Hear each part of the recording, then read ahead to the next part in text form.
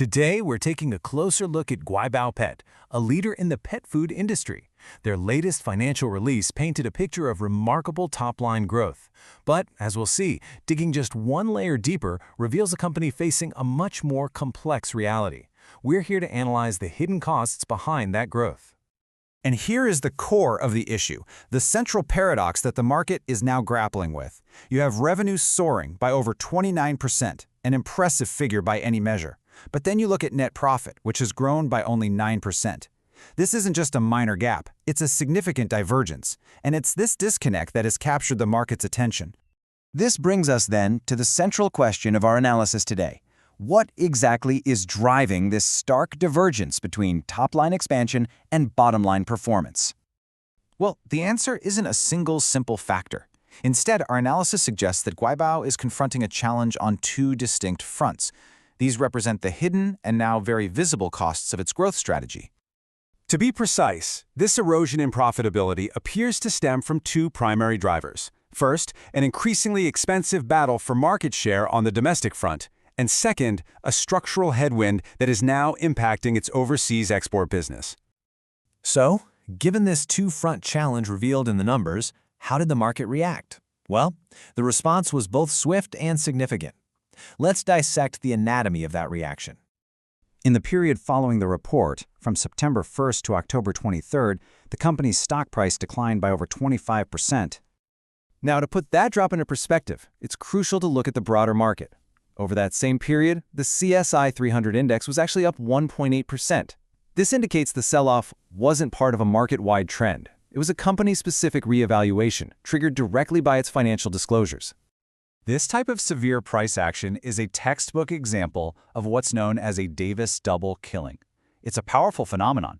First, the earnings themselves come under pressure.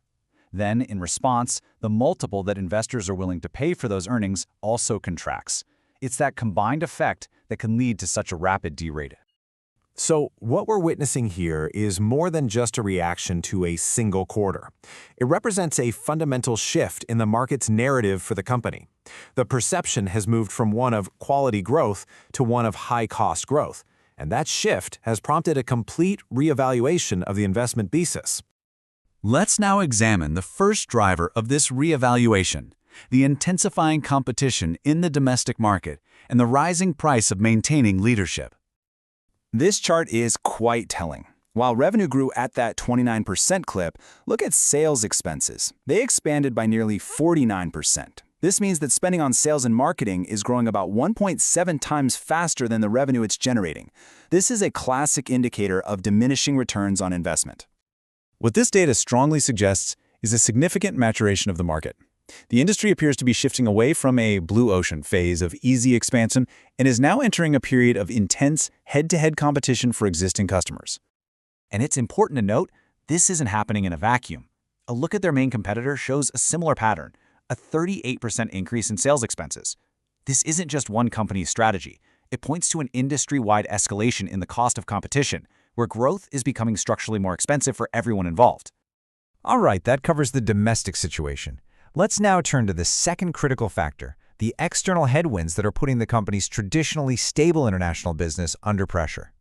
For a long time, the company's OEM/ODM export business, where they manufacture products for other brands, has been a very reliable source of cash flow. However, that stability is now being directly challenged by the imposition of new U.S. trade tariffs. So how exactly do these tariffs impact the bottom line? Well, the OEM business typically operates on a cost-plus model, which often means relatively thin margins to begin with. When a substantial new tariff, say 25%, is applied, it's very difficult to pass that entire cost increase onto the client. As a result, the manufacturer is forced to absorb a significant portion of it, which directly compresses their gross profit margin. And this really highlights a crucial strategic pivot. A business segment that was once a predictable source of cash, used to fund that aggressive domestic expansion we just discussed, has now transformed into a source of significant macroeconomic uncertainty and risk. The engine is no longer as reliable as it once was. So when you put these two fronts together, the domestic battle and the overseas pressure, it becomes clear that the investment narrative requires a significant recalibration, moving from a simple growth story to a far more complex reality. Let's summarize that change. The previous narrative was compelling, a dominant brand operating in a high-growth sector with expanding margins and seen as relatively insulated from global risk. The new reality is much more nuanced. A market leader, yes, but one fighting an expensive war for domestic share while simultaneously navigating structural headwinds in its key international business. So, what are the key takeaways from this analysis? First, and most critically, top-line growth alone is not a guarantee of profitability. Second, the competitive intensity in the domestic market appears to have undergone a fundamental shift. Third, external factors like trade policy have emerged as a direct and material risk. And finally, putting it all together, the underlying cost of maintaining growth has structurally increased. And this case brings us to a final, broader question that extends well beyond just one company or one industry. In today's environment, for companies pursuing aggressive growth, what is the true price of leadership?